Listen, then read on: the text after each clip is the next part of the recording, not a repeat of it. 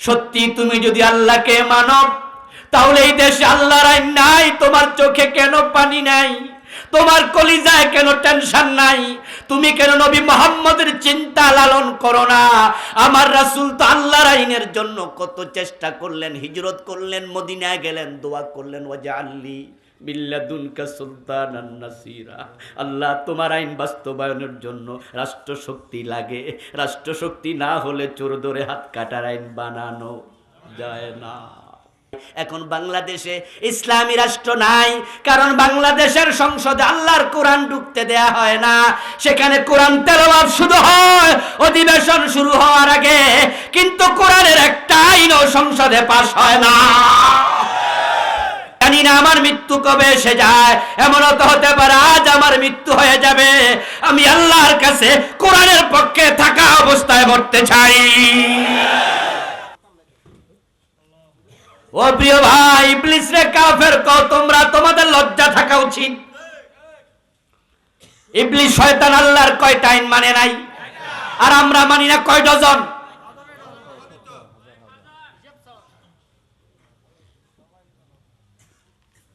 অথচ তুমি তো বলেছো আমি আল্লাহ ছাড়া কাউকে মানি না।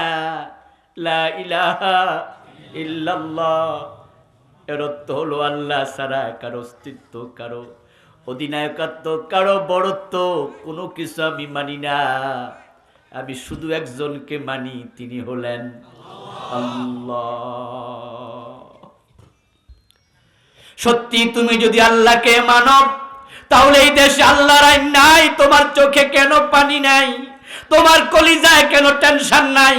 তুমি কেন নবী মুহাম্মদের চিন্তা লালন করো না? আমার রাসূল তো আল্লাহর আইনের জন্য কত চেষ্টা করলেন, হিজরত করলেন, মদিনায় গেলেন, দোয়া করলেন, ওয়াজআললি বিল্লাদুনকা সুলতানান নাসিরা। আল্লাহ, তোমার আইন বাস্তবায়নের জন্য রাষ্ট্রশক্তি লাগে।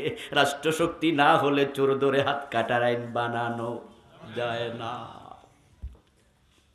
ও আল্লাহ, রাষ্ট্রশক্তি না হলে জেনা করলে পাথর মারার আইন বানানো যায় না।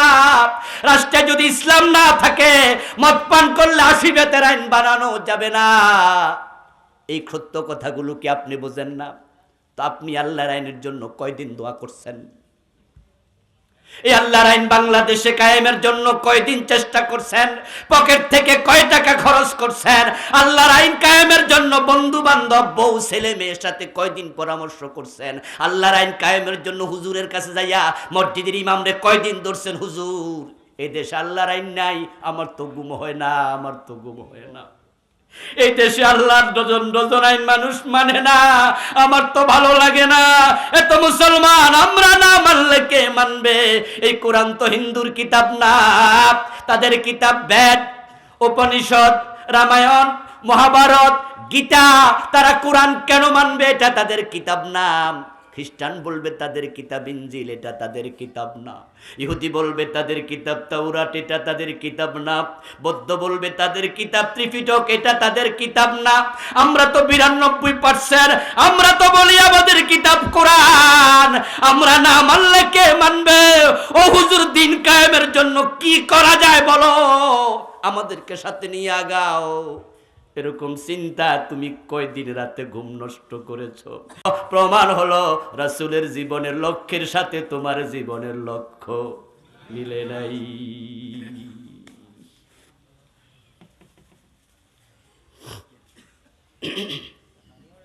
রাসূলুল্লাহ সাল্লাল্লাহু আলাইহি ওয়াসাল্লাম এসেছিলেন এই জমিনটাকে দিনের বিজয়ে, চমৎকার পরিবেশ তৈরি করবেন দিন বিজয় করে। আমার নবী সেটা করেছেন। মক্কায় পারেন নাই, 13 বছর ছিলেন। কারণ দিন বিজয় কিভাবে হবে? মক্কায় সে পরিবেশ নাই। দিন বিজয়ের জন্য কোরআনকে সংসদ ভবন, আইনের ঘরে নেওয়া লাগে। অথচ মক্কার সংসদের নাম ছিল দারুন নাদওয়া। ওখানে কোরআন নিয়ে আবু জেহেল নবী মুহাম্মদকে ঢুকতে দেয় নাই। বরং আবু জেহেলের আইন করেছিল, তারা আইন করেছিল লা তাসমাউ লিহাদাল কুরআনি ওয়ালগাউ ফীহি লাআল্লাকুম তাগলিবুন। তারা আইন বানাইছে মোহাম্মদ কোরআন পড়লে সেখানে শুনতেও যাওয়া যাবে না, বরং কোরআন যদি পড়ে ওখানে যারা শুনতে যায় তোমরা গন্ডগোল লাগাইয়া দিও। লা তাসমাউ লিহাযাল কোরআন, এ কোরআন শুনতে যেও না। ওয়ালগাউ ফীহি, গন্ডগোল লাগাও। নাউজুবিল্লাহ পড়েন।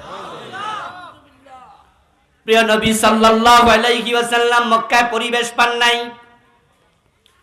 অথচ কোরআন নাজিল হয়েছে শুরু মক্কাতে। 114 সূরার মাঝে সবচেয়ে বেশি সূরা নাজিল হয়েছে কোথায়? মাত্র 28টা মদিনায়, বাকি সব মক্কায়। আবু বকর, ওমর, উসমান, আলী সহ তলহা, জুবায়ের সহ আশারায়ে মুবাশশারা 10 জন বড় বড় সাহাবী, সবার বাড়ি ছিল মক্কা। আল্লাহর হাবিবের ইন্তেকালের পরে বড় 4 জন খলিফা যারা 30 বছর ইসলামী রাষ্ট্র পরিচালনা করেছিলেন, এই 4 জনের বাড়িও ছিল কই? আবু বকরের বাড়ি কোথায় ছিল? ওমরের বাড়ি, ওসমানের বাড়ি, আলীর বাড়ি রাদিয়াল্লাহু তাআলা আনহুম আজমাইন। রাসূলের বাড়ি মক্কায়। 10 জন বড় বড় মশারায়ে মুবাশশারা সাহাবীর বাড়ি মক্কায়, 4 খলিফার বাড়ি মক্কায়। কিন্তু ইসলামের বিজয়ের পরিবেশ মক্কায় ছিল না, কারণ সেখানে আবু জাহেল, আবু লাহাব, উতবা, শাইবা, ওয়ালিদ বিন মুগীরা, এই জালেমগুলো কোরআন সংসদ ভবনে ঢুকতে দেয় নাই দারুন নাদওয়াতে। আল্লাহর ইশারায় প্রিয় নবী হিজরত করে মদিনায় চলে গেলেন। তিনি মনে মনে ভাবছেন, মদিনায় যাওয়ার পরে যদি দেখি ওখানের সংসদ ভবনে আরেক আবু জেহেল বসে আছে, আমাকে ঢুকতে দেয় না কোরআন নিয়া, তাহলে হিজরত করে লাভটা কি? তাই তো প্রিয় নবীকে আল্লাহ দোয়া শিখাই দিছে, আমার কাছে দোয়া করুন, ওয়াজআললি মিল্লাদুনকা সুলতানান নাসীরা। ও আমার রব, তুমি আমাকে রাষ্ট্র শক্তি দিয়ে সাহায্য করো। নবীর দোয়া আল্লাহ সাথে সাথে কবুল করে নিলেন। মদিনায় যেতে দেরি, মদিনার লোকেরা রাসূলকে কান্দে নিয়ে নাচতে নাচতে রাষ্ট্রপ্রধান বানাতে আর দেরি করে নাই। আউস গোত্রের লোকেরা, খাজরাজ গোত্রের লোকেরা সবাই মিলে প্রিয় নবীকে মক্কা মদিনার প্রেসিডেন্ট বানায়া দিলেন। কোরআন চলে গেল সংসদ ভবনে। আস্তে আস্তে দিনের বিধান চালু হয়ে গেল। পুরা মদিনা ইসলামী রাষ্ট্র, ইসলামী স্টেট কায়েম হলো। আমার প্রিয় ভাই, এখন বাংলাদেশে ইসলামী রাষ্ট্র নাই, কারণ বাংলাদেশের সংসদে আল্লাহর কোরআন ঢুকতে দেয়া হয় না। সেখানে কোরআন তেলাওয়াত শুরু হয় অধিবেশন শুরু হওয়ার আগে, কিন্তু কোরআনের একটা আইনও সংসদে পাস হয় না।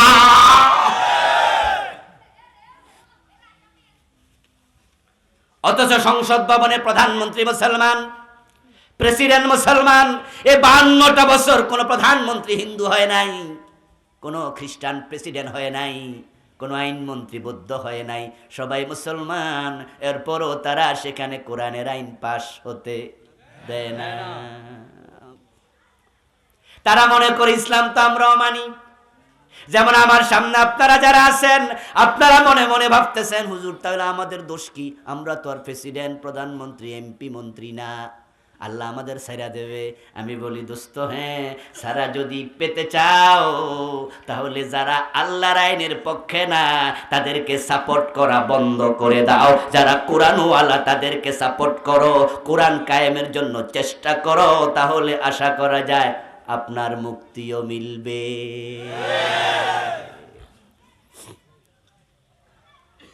আমি ওয়াজ করেছি আজকে, তাই বলে কালকেই কি ইসলামী রাষ্ট্র হয়ে যাবে? ব্যাপারটা কি এত সোজা? কথা বলেন, এত সোজা?